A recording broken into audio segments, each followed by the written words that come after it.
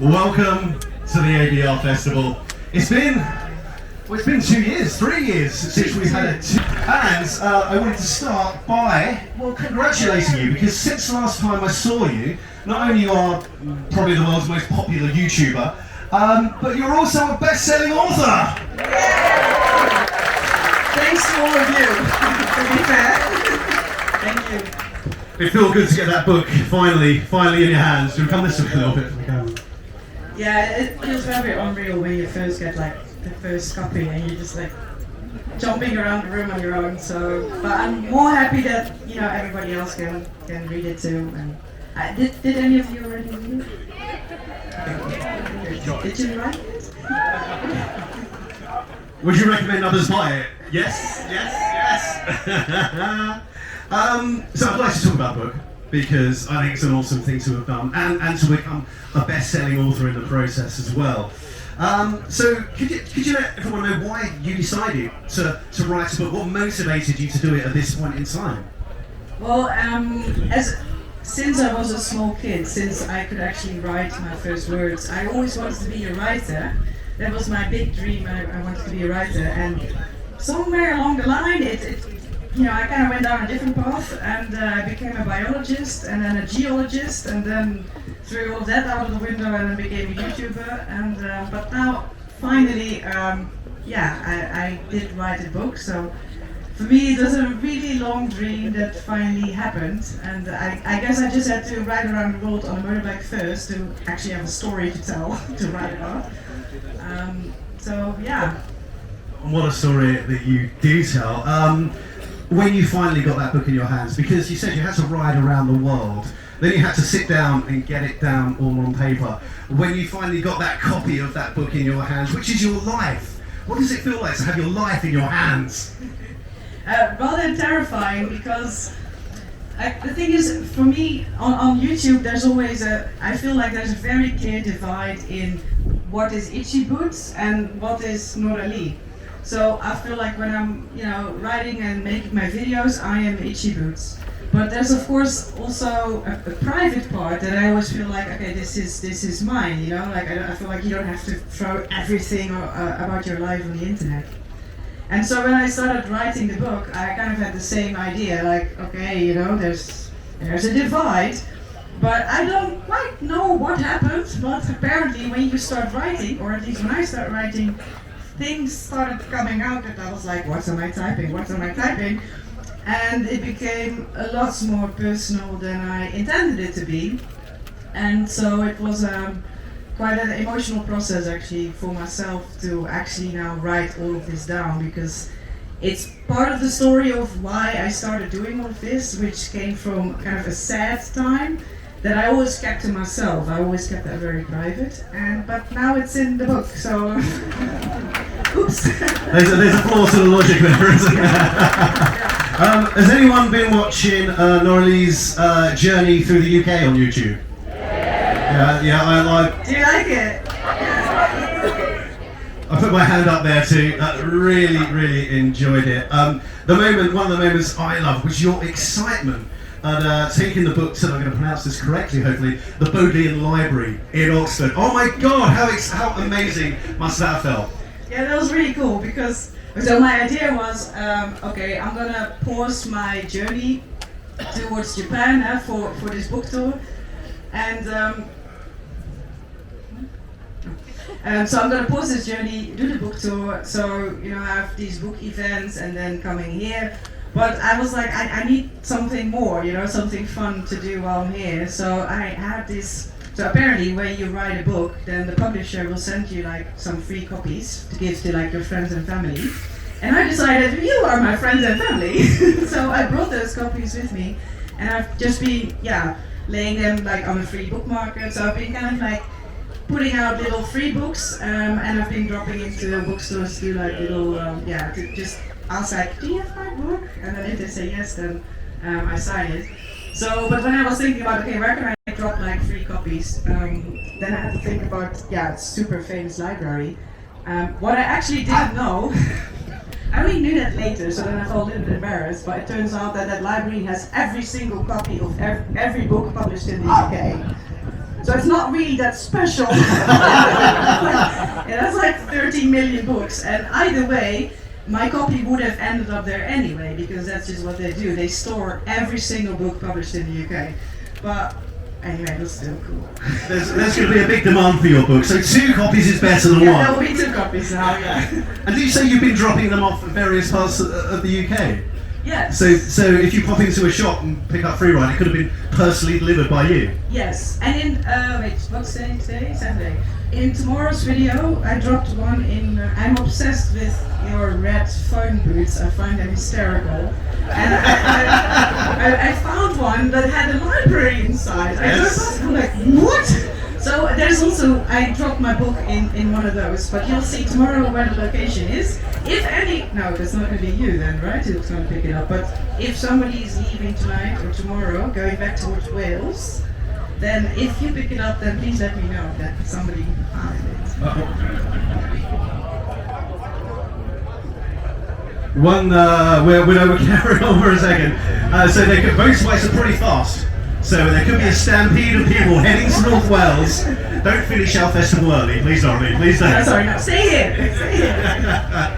So in the introduction to Freeride, you spoke about on YouTube you hadn't previously shared some of the scariest and most vulnerable moments from your journeys because you were afraid of how people would respond, which sounds to me quite natural. So did it feel quite liberating to share those things that perhaps you've been keeping to yourself?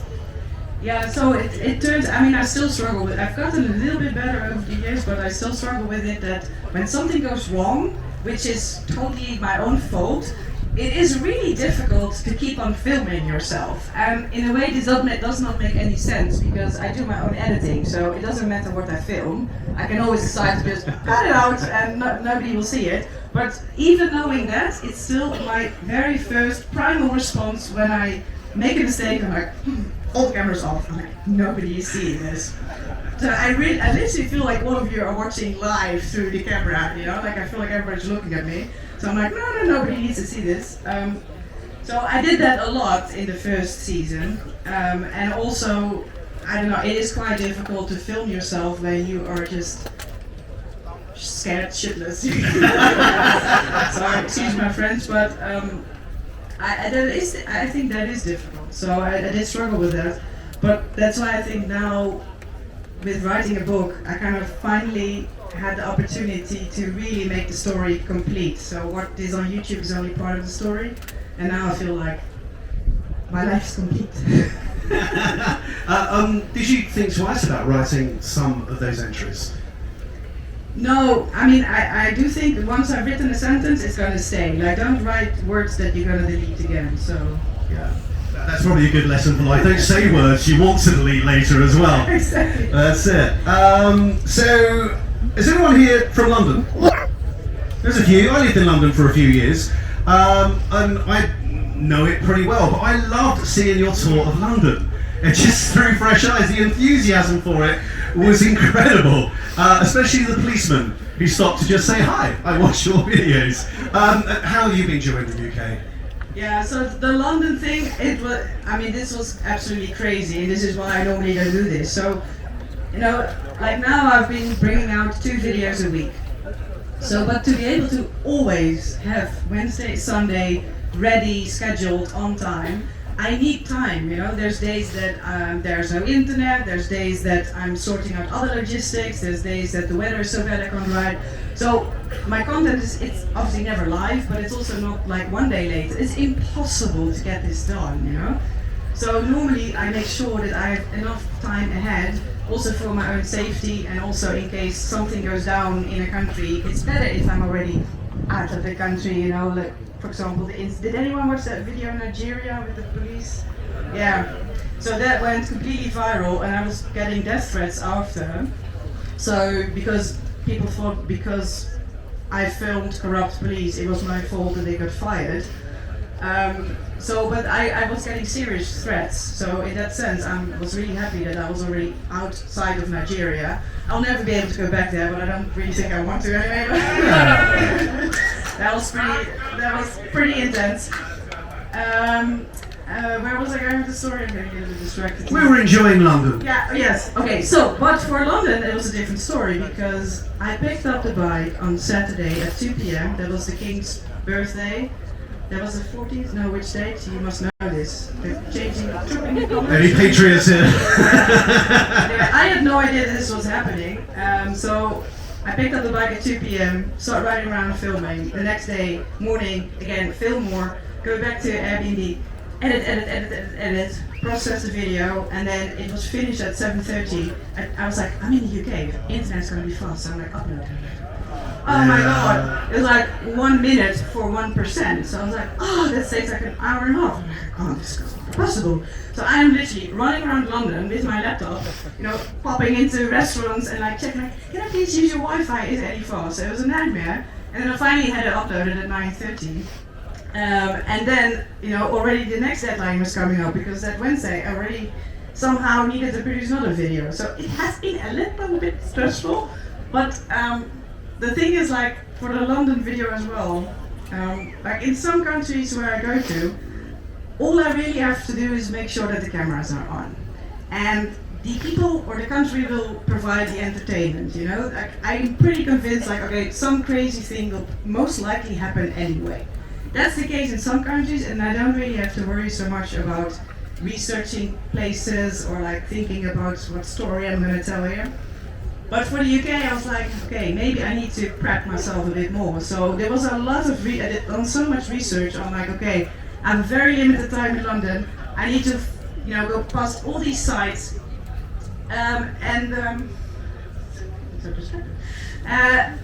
so I had to be like super efficient to, in as little time as possible, film as much content and pretend that I know what I'm talking about. And I made like many mistakes because I was like, this is Westminster Abbey, and I was pointing at the House of Parliament, I think. It's close, it's next door. I'm trying, I kind of guess. But anyway, normally I really don't like cities. I'm not a city person, but I absolutely love London. Like I had a great time. It's a fabulous city. And I only saw a very small part of it, but I'd like to go back. I'm glad our local Bobby was more friendly than the Nigerian police. Who, the police were so polite. Actually, also that one police who was like apologizing that there was a road closure for the king, you know, and he's like, I'm so sorry. And I was like, you are so nice, like super polite. Us English like to apologise for everything. If we walk down the street and bump into someone, we will say, oh, sorry, I meant to be sorry. Yeah. That's good. And when you were in London, you met up with Charlie Borman of the Long Way Round fame. Yeah. Many of us are fans of Charlie here, aren't we? I love Charlie. You sounded like actually he was someone that you've followed and had quite a thrill meeting him.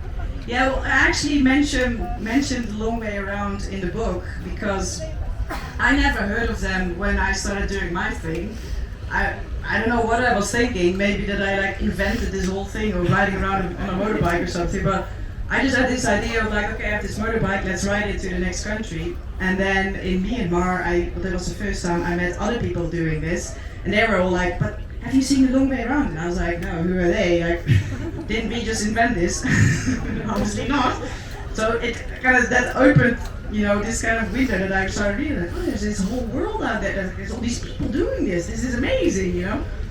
So then I kind of really started learning that adventure motorcycling is actually a thing. And it's a very popular thing as well. Yeah, so that's perfect. And what's it feel like coming to the UK? It's a country you know little, and just getting recognised randomly in the street, because your life is usually ride a bike in your helmet, edit in the evening, isn't it?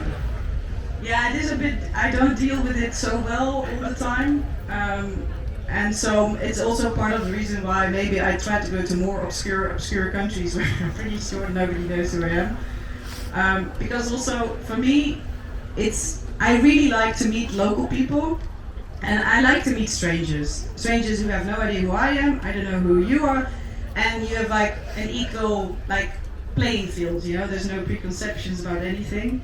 I really enjoy that. So I try to find countries where that is. I mean, it's not that everybody knows me, obviously, but in some, like in the United States, it was pretty intense sometimes. It was it? Yeah. Yeah. Oh, wow. Constantly, hiding the motorbike, hiding myself and stuff. Americans are less polite. No, they're really polite. It's not about that, but yeah, it makes it like I already feel conscious. You know, when you're walking around, I mean, you look ridiculous if you walk around with a selfie stick, you know, and you don't see it because from the other side of the camera it looks normal. But I'm walking around, you know, doing this, looking at myself. So that's bad enough. But if then like people are watching you, like, oh, geez, I can't do it. I just want to sink into the ground. So it kind of makes the job more difficult because ultimately, I mean, I like to, on YouTube, I like to make this look like this is just for fun and it's a great adventure and I'm just like tootling around and then magically there's an episode coming out. But that's of course not really the case, you know, this is all I do. I have no life outside of doing this. I don't see friends, I don't have hobbies. I am 24/7 doing this, researching the whole thing that kind of comes of like running this sort of production on your own. So I lost my train of thought. Doesn't matter, but thank you very much for doing it because we all thoroughly enjoy it, don't we? Well, you know, I was saying, so for me, it's a job. You know, this is my job, and I try to do my job well and create that my work is of a level that you enjoy watching, and that I am proud of to you know that I think is at least good enough to put on the internet. So for me, it's very much a job, and that sometimes makes it more difficult to just say in like work mode, and because my brain is the only thing my brain is doing is like which angle am I filming? Oh, the sun is there, so maybe this is a good time to fly the drone, or you know like or I should use this angle or narrate this, and that's kind of going on behind the scenes, but I don't want to ruin the magic. Don't ruin the magic. Behind the curtain. Does anyone here trail ride here in the UK? Ride their bikes off-road? Not off-road, sorry, or green roads. They're notoriously difficult to find in the UK. It's a bit of a dark art finding byways to ride. But watching your videos, you seem to have no trouble at all stumbling across some pretty cool trails. Yeah, but apparently also one illegal one. One or two illegal ones. Yeah, but I was like, but there was no sign. It wasn't allowed. Or when it says unsuitable, that doesn't mean not allowed. Right? So great. Did you enjoy the trails? Oh, I loved it. Yeah. So that I think yesterday I also mentioned it a little bit.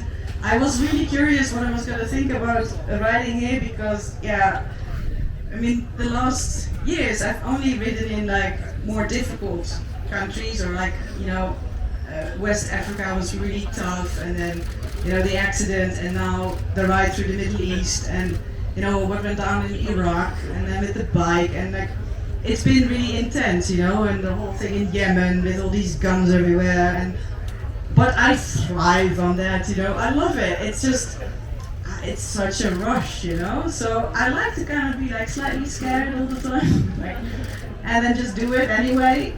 So I was kind of like, oh, but what's going to happen when I come here, you know, I'm going to be like, you know, it's so pretty everywhere, you know, and like, it's so nice everywhere, the people are so nice. It's like, Cotswold villages. Yeah, the police doesn't bother me, so I was like, how am I going to find this? Well, I am loving it, I'm really enjoying it, and yeah, now I realize it was a really good idea to do this now, have this kind of intermezzo of a really beautiful, nice place with nice people, before I go back to like the more difficult, places. Before the danger zones. Yeah, before the guns are everywhere again. So when I was watching the last, I think, 2 or 3 videos of yours, I'm sure you guys did as well, I heard a phrase for the first time that was an Englishman I've never heard before, and that was a pilgrimage to the White Cliffs of Dover. And you... Sorry, I'm such a nerd, but like, who doesn't like rocks? For us, a pilgrimage to the White Cliffs of Dover is catching an early ferry to disappear off somewhere far more exciting. Tell us about your pilgrimage. Well, it's so pretty. Didn't you like the cliffs? It's amazing, you know, like. Why was that such a moment for you? Well, because I have a background in geology, you know, so like the White Cliffs of Dover are like textbook material, you know. Yeah, like you learn about that in like university. Maybe you didn't realize that, but in the Netherlands we learn about the White Cliffs of Dover. So So for me, there's always been like, oh, this is a place I really like to see one day. And now I did. Did it live up to your expectations? Yeah, I loved it. It was fantastic. Go and see and look. Yeah. It's safe to say when we announced that you were coming to the ABR Festival, everyone, including myself, was very excited. I don't know when we spoke, but you said it would be nice to have some questions from ABR readers, festival goers. So we put a call out to people online to ask you questions about your travels, and we said we'd name check the people whose questions got asked. So let's go through a few. Is that okay? Yeah, let's do it. Awesome. Okay, so from Gary Tyler. Is Gary Tyler here? Oh, he's missing out. He's missing out. Watch the video. Gary wanted to know, how has your approach to filming and storytelling evolved since your first season? Well, if you remember the first season, the videos were really bad. And now they are, I mean, they're fine. I always know like it could be way better, and you know, there's people on YouTube that I follow that I'm like, wow, they really do amazing stuff, and what I do feels so amateuristic to it. But for me, I'm happy at least with the progress that I made. Like when I started, I never created a video in my life, and I had the one GoPro and no editing skills, and everything was off. The music was too loud and not fitting, and yeah, it took me 7 hours to edit a 3-minute video. And then if you look now, my episodes are about 20-25 minutes, and I use, I don't know, 4 different cameras. I do a drone and try to mix that all together, and the editing that now takes me about like 5 hours of editing, and then still come like the processing and everything around it, but like pure editing about 5 hours. So I've gotten much faster. Yeah, I think that at least I hope that also the storytelling has also improved. But yeah, well, I would hope that after like 700 episodes, I might be a little bit better. You say you've got faster. Do you feel a little bit more pressure now when you're editing your videos than when you started? Yeah, sometimes, you know, the only time that I hate editing is when I know that nothing really special happened in that episode. And I'm looking at my computer and I'm just thinking, oh, how am I going to turn this into like an engaging thing, you know? Because yeah, it's all real, and like on some days nothing just really happens, and then I really feel the pressure of like, you know, it feels like the bar is just being raised all the time, and like every episode has to be better than the previous one. I'm like, oh no, how is this gonna be good? And then the thumbnail is gonna be super clickbaity to try and still have people to watch it. So that makes it hard. But if I have a day where I know, you know, interesting things happen and I manage to film cool stuff, then I'm just so excited. I'm like, oh, I can't wait to edit it, and I'm just so happy to do it then. And then when it's finished, then I'm like, oh, I can't wait for them to see it. You know? So that's always good. Are you ever sad that the things that you sometimes have to leave out, because there's just too much good stuff? What do you mean? Leave out good stuff? Yeah, do you ever have to leave out good stuff because you just had the best day? No, when it has the best day, then I cut it in 2 episodes. And then I'm like, yes, 1 day of filming, 2 episodes, that's a week of content. Oh, then I'm super happy. Good stuff, good stuff. These questions were chosen a little bit at random, so the next one's slightly unusual, but Jim Gilliam. Jim wants to know, do you carry an emergency tin of food in your panniers? No. I don't know why. Yeah. No, I don't. In that sense, maybe after these years, I'm still very ill prepared. Yeah, no, I don't. I have no food. No food. No. All good. So Neil Mesky wanted to know, what do you enjoy doing more now, riding or writing? Now you're a best-selling author.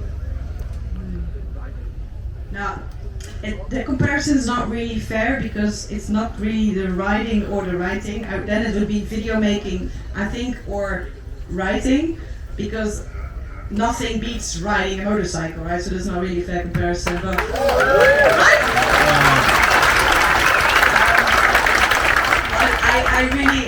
I love it both. I love writing, but yeah, I also still really enjoy the video making. I don't know, I don't know what's wrong with me, but like when I was studying and, you know, doing my previous jobs, I always thought that I was more. Do you have this distinction between alphas and betas in terms of like, Yeah, so I always thought I was more of a beta, like I did science and like that sort of thing, and I never saw myself as a creative person. I was like, I'm not creative at all.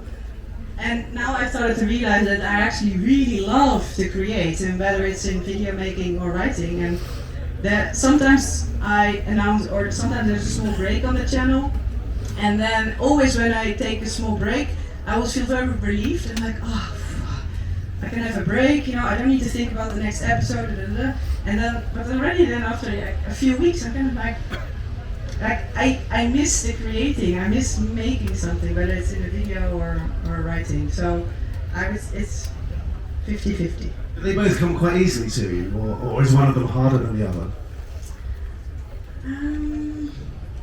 Yeah, I don't know. No, I think as long as you have a good story to tell, it's always easy.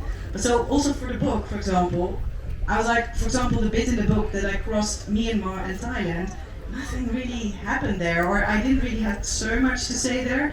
So I really struggled with that bit in the book as well. And I was like, what am I going to write about it? What is the angle that I want to use for these countries? So it's the same. As long as the stories are good, then it doesn't matter what format I'm trying to tell it.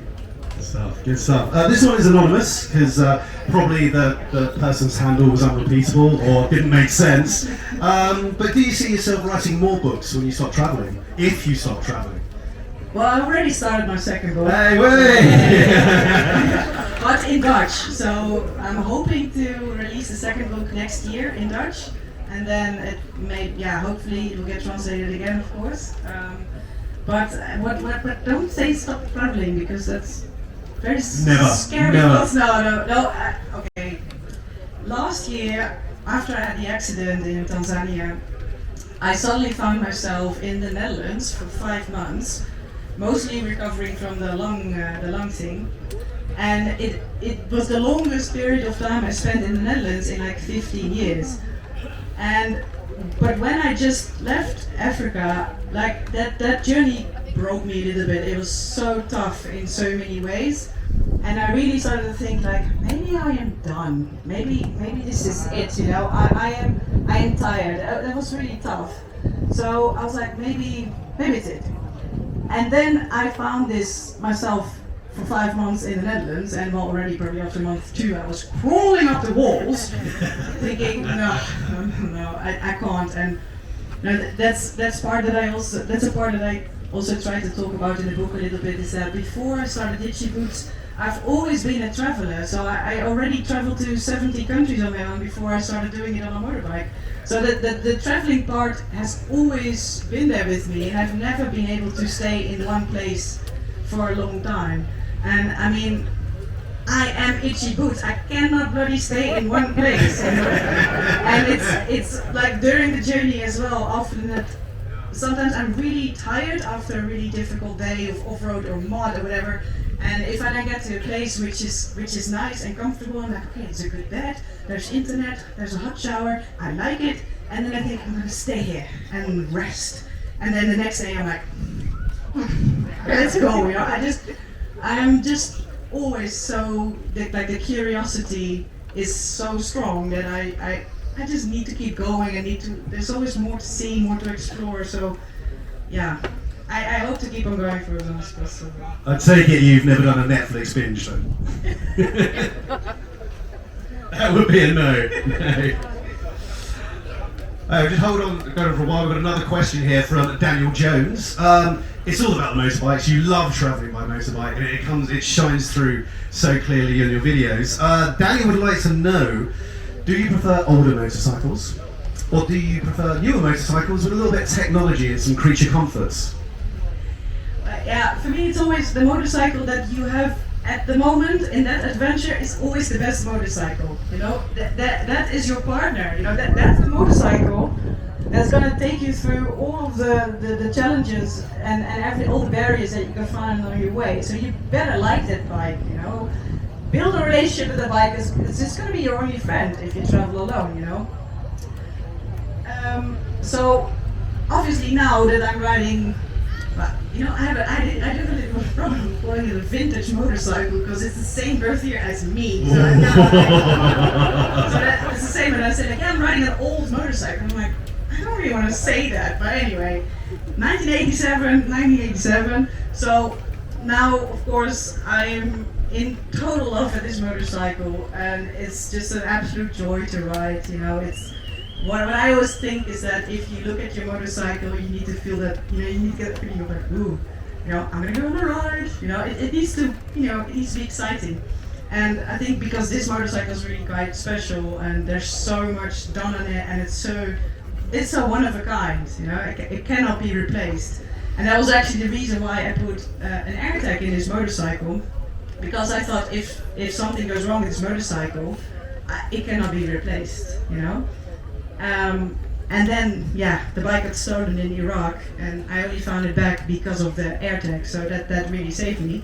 And then when I came to the UK, I was like, maybe I should also put an air tag in this one, and there you go, wheels! Yeah, but I found it back again, so, yeah. That's good. How did you enjoy the transition to the Tenere 700 that you've been riding around the UK? Yeah, that change is massive, and I think I said it yesterday as well.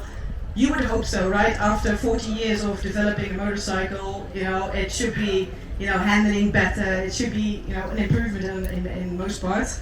And I do think so. Like, I have to admit, it handles easier than Frankie behind me. But the reason why I went for Frankie is because it is lighter.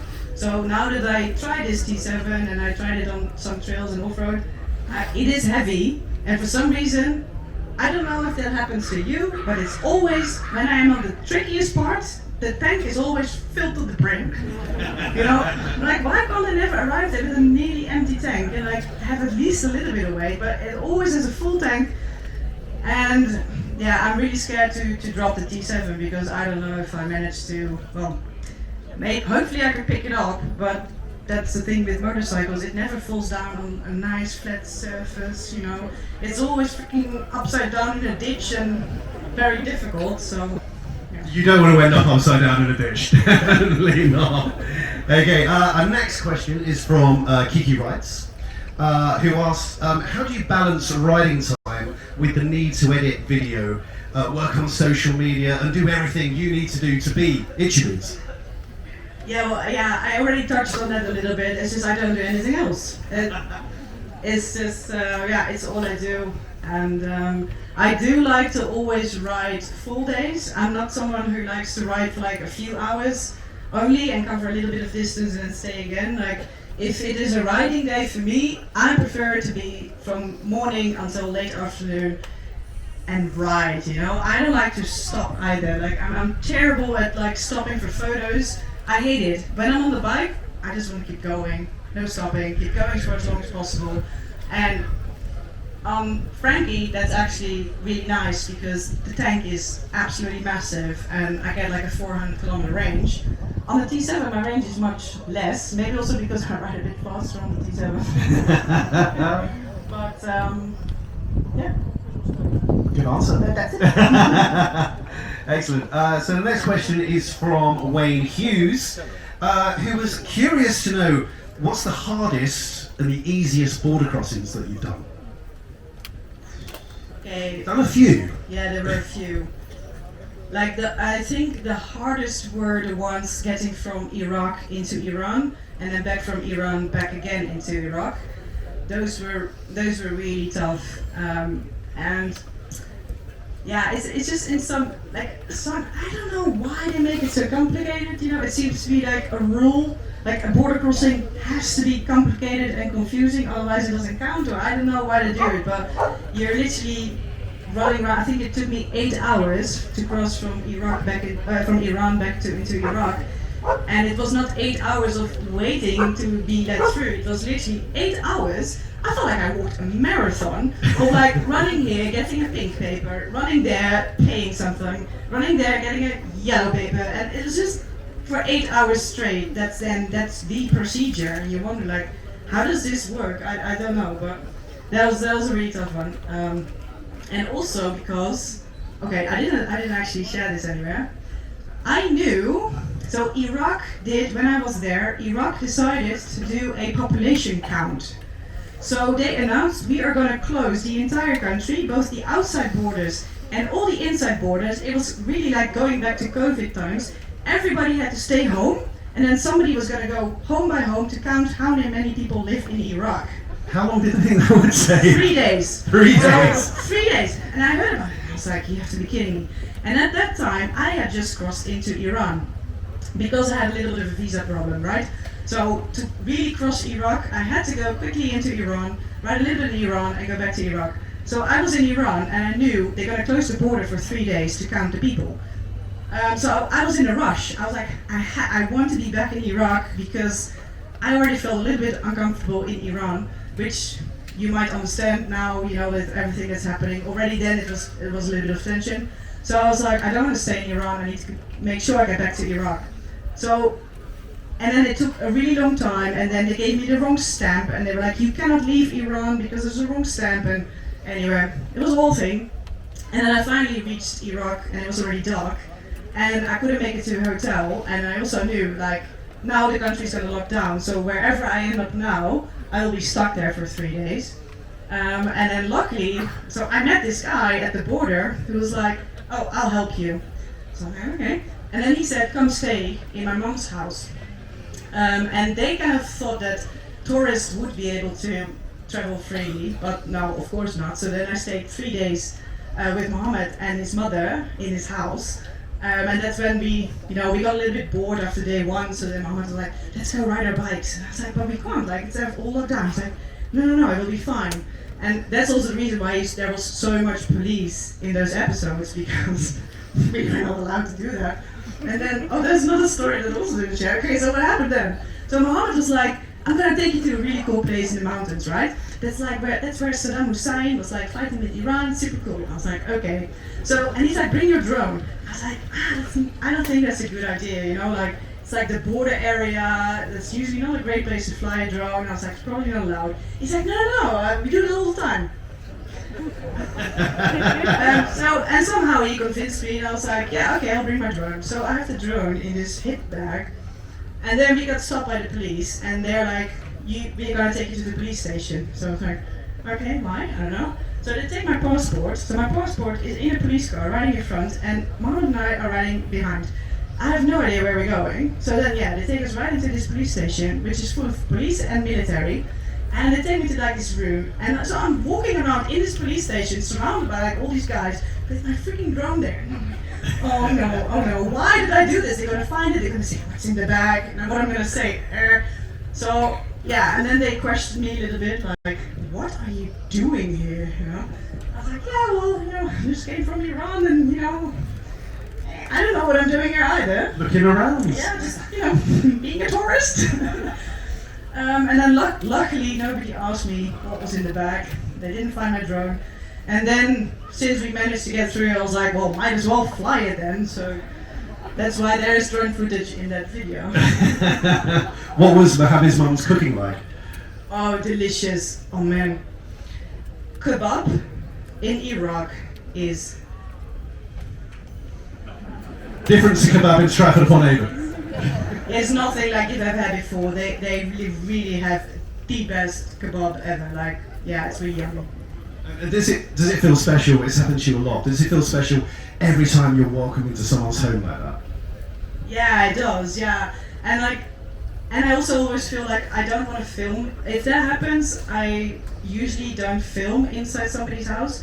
Unless like sometimes if it's like a homestay and people are used to like having tourists or like it's a paid thing, then usually I can film. But if I'm invited like this, then I don't want to, film the inside of their house and put it on the internet and for everybody to see. Like I feel like that's their, that's their private home. So, but I so want to talk about it, So I'm like, I wish I could, show you how it was and how it looked like, but there's boundaries and you gotta respect that. I want to tell the world about this kebab.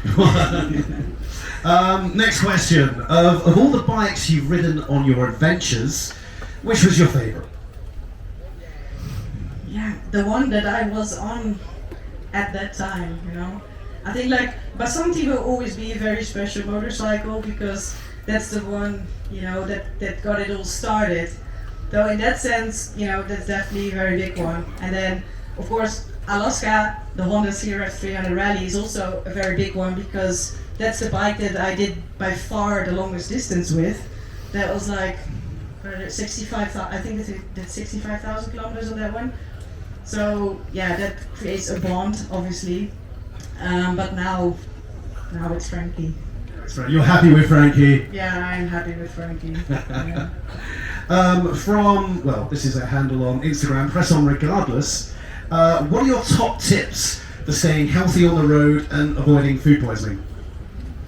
Unavoidable, yeah.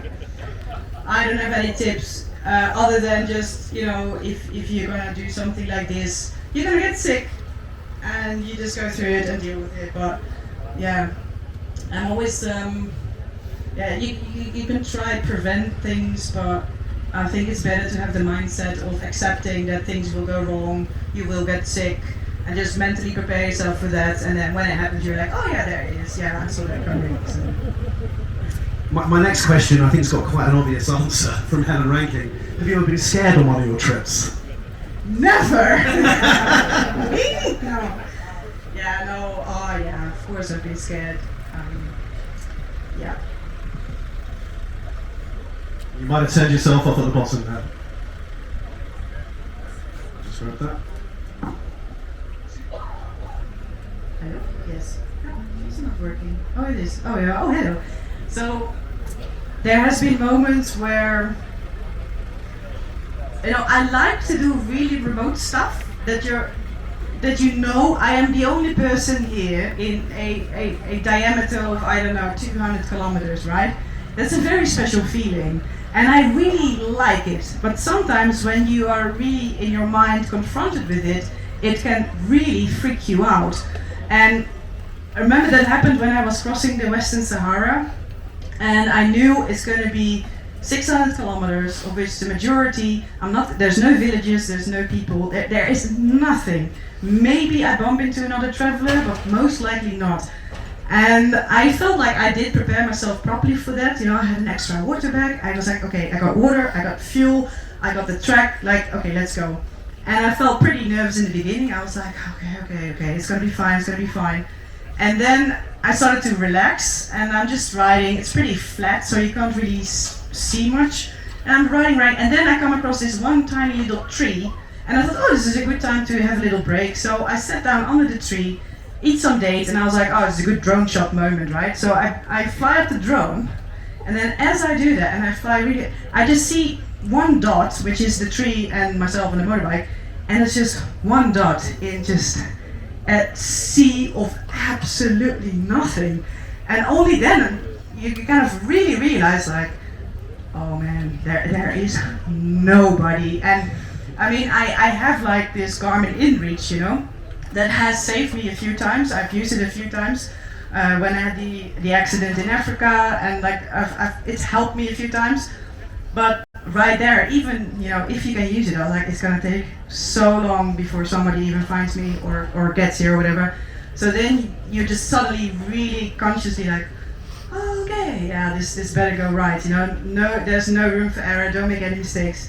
And just the rest of the day, I did not stop anymore at all. I was just on the gas and just kept on going until I saw one person, and then I was like, oh, there's a person.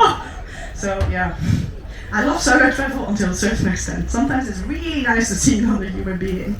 Is that quite an exciting feeling, though, as well, knowing that the only person you've got to rely on in the world is you? Yeah, I mean, I think, I talked a little bit yesterday as well, like, that is such a rush, it really gives you a rush to have this feeling like, okay, you're really on your own now. And that's a difference from like all the other travels I did before I started traveling on a motorbike. I was backpacking, so I was traveling with public transport, and then you're always with people. You never really find yourself truly alone. But I still thought, I am a solo traveler, look at me, I'm just traveling solo. But I only really started to realize what solo travel means is when I started traveling on a motorbike. That obviously gives you the freedom to go wherever you want. You're not limited to where the bus goes or where the train goes. So suddenly you have this machine and all the freedom in the world to go wherever you want. And especially if you have a machine that can do off-road, everything's on the table. So that gives such a incredible feeling of freedom, but at the same time, it's also extremely terrifying sometimes when you get yourself to this remote place on your own and you're like, yay, I made it, and then you're like, oh, I made it. You know, how am I gonna make it out again? But yeah, it's that high. I remember the feeling after that day when I arrived into a hotel, and then you're just like, oh, you know, it is the best feeling in the world when you've done it. Was the reception clerk thinking, why is this woman so pleased to be here? I was also incredibly filthy and dusty, and they were kind of like, because they were kind of like, where do you come from? Like, I just literally popped out of the desert, and I was like, yeah, I made it, and they were like, where do you come from? Like, you know. So this next question is quite apt. So it's a common question that people will ask at dinner parties here in the UK, perhaps in the Netherlands too, which is if you could have dinner with anybody, who would it be? But we've got the adventure bikers version. So David Hebben asked, he knows you travel solo, but if you could ride with anybody else, who would it be, alive or dead? Could be a biker, could be a celebrity, could be anybody. I don't think I want to ride together with a corpse, but If you could bring them back to life for a bike ride, that would be a power. The way I see travel is that it is really intense. So also it means that if you travel with somebody else, you're going to spend a lot of time together, and you're going to then suddenly have to make all the decisions together. So I would like to then, at least if I am riding with somebody else, I would like to ride with a good friend, you know, somebody who really knows you, and you know, you have a similar style of traveling. And as you know, I barely travel with other people. I try to keep it to a minimum. But you know, I've ridden together a few times with Charlie, my friend, and I would pick him also because he also runs a YouTube channel, so we both have that same, you know, because if I would ride with someone else, it's really not fun to ride with me, you know, because I'm all the time like, you know, worried about the cameras and like changing batteries and like, you know, randomly narrating a story. So I would probably pick someone who does the same, and then you both are crazy. Yeah. Usually people in this country say Stephen Fry, who's a comedian, so I'm glad you didn't say that. But maybe Stephen Fry. Jay Henry would like to ask, of all the roads you've ridden, which one would you most love to ride again? Probably, yeah, I think maybe again the Pamir Highway, because that made such a big impression on me, and mostly because I was a really bad rider at the time. I'm still not really good, but then I was really bad. So you know, that was that first journey, right? So it was for me the first time that I was really trying off-road, and you know, I had absolutely no skills. So that whole journey made a huge impression on me. So I would, and I would like to go back as well, because I really believe that the videos could have been way better. So I would like to just get a do-over and make like real good episodes about it. Do you ever look back and think, oh gosh, I would like to go back there, and let's redo that. I can do my drone shots so much better now. Yeah, sometimes. But I mean, ultimately, I always prefer to explore a new place. I know the world is a very large place, and there's still a lot of places I've never been to that I really like to do. So I would first pick a new place, but if I really have to pick an old place, then the Pamir. And conversely to that, are there any roads that you just think, no, never going back again? Oh, that road in Liberia with the mud. Oh man. But that was such a realization. Do you know which one I'm talking about? With like all the trucks that were stuck there for a month, you know? And it makes you realize, like, I was so lucky, because, okay, the clutch got completely destroyed there, but you know, I got through it, but I just felt so sorry for the people who were just stuck there on a road that it was a main road, you know. So sometimes I get accused of, like, on purpose, you know, trying to only ride bad roads.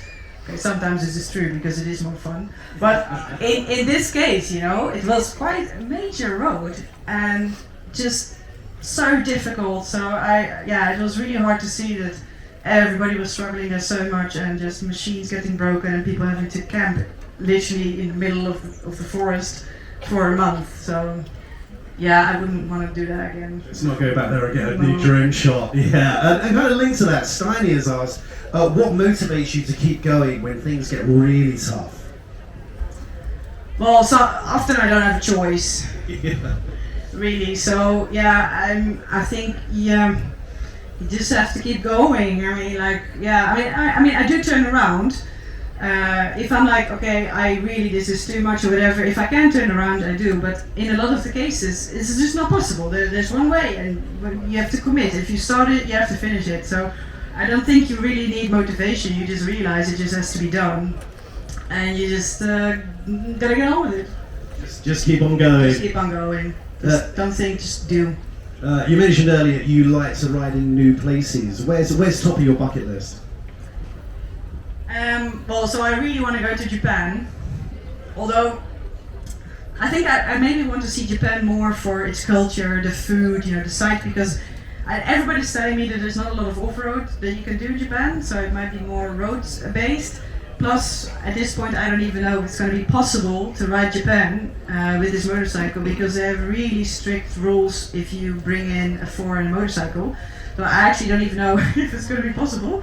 It's going to be a bit of an anti-climax, because I've been shouting like, I'm riding to Japan! And then I might not ride there, but anyway. So yeah, that's a country that I've always wanted to go. And I'm actually also really looking forward to Mongolia, because I have traveled in Mongolia before on a horse. I went with a horse and chasing like you have these reindeer nomad people that are just, nomadic people with a herd of reindeer, and they just roam around in Mongolia, and I went to see them with a horse then. But yeah, what I remember from that time, I would love to do on a motorcycle, so I'm really looking forward to that as well. Have you been to Australia yet? Yeah, I live there and work there. Then you've very much experienced. Any plans to go and film there? I don't know, because for me, Australia, it's a really cool place, and they have amazing riding and amazing places, but I am always like, I always have the mindset of the video making. Like, I'm always thinking about the content. Sorry, this is really boring, but it is like that. So in my view, I'm like, I know from Australia that distances are huge, and you're gonna have to cross huge distances with flat terrain, like nothing really much. And my format is basically one day, one video. Okay, I don't always make that. Sometimes I do need 2 days to have enough story to tell for one video, but the basic format is what I do in one day is one video. And I just really worry if I go there that there's nothing happening. You need to have a chat with Adam Reeman. see if he can give you any tips of places to go. Okay, maybe if he can convince me, I will go. I think he'll probably go riding with you. If that would be a very cool mashup. Adam and Reeman, he's a filmmaker as well, so yeah, maybe. He's a very good filmmaker, isn't he? Yeah. That's all right. We're not taking questions from the audience at the moment, but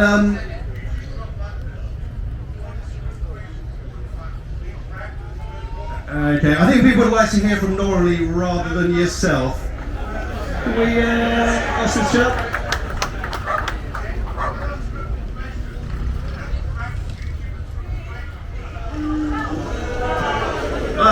We do have 3 minutes left. I was hoping to speak to Noraly a little bit more.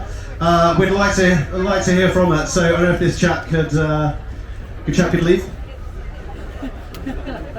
Apologies, guys. Just be a moment.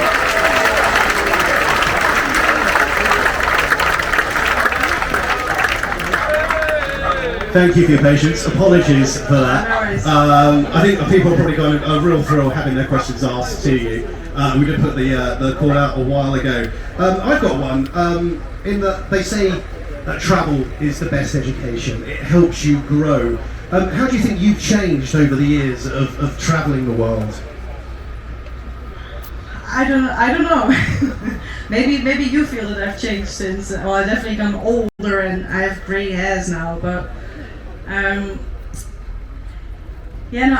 don't know. I think for me it's mainly the difference between traveling, like the mode of traveling really makes a huge difference for me. So, like, you must also experience this, when you're on a motorcycle, and I think especially if you're on your own, if you're with a group, it's a bit different, People don't usually tend to approach a group of people.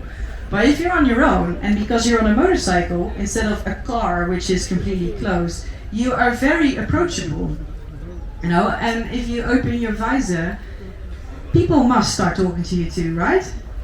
Yeah, so for me, that besides the obvious love that we all have for motorcycles, for me it's like traveling on a motorcycle it has to be the best way to travel, because it's so easy to interact with people and meet new people, and there's always something to talk about, especially if that person also likes motorcycles. So I think for me it's only like over the years I've just really started to appreciate that more, like how freaking awesome it is to travel around on a motorcycle.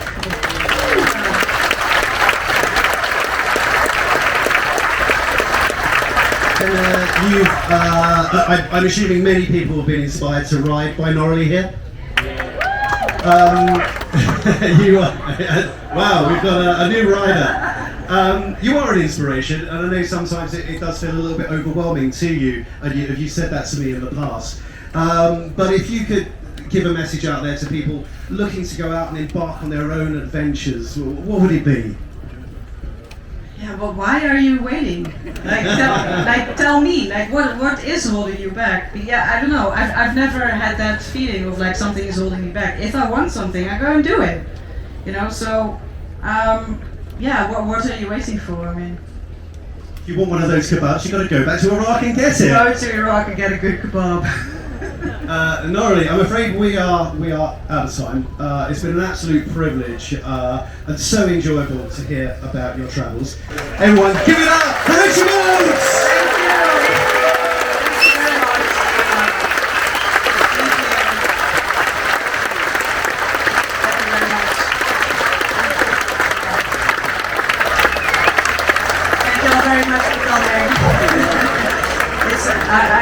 As you may have noticed, I am super nervous for these things because my world is being alone on a motorcycle, so this for me is so overwhelming, but at the same time really lovely to see all the enthusiasm, so thank you so much.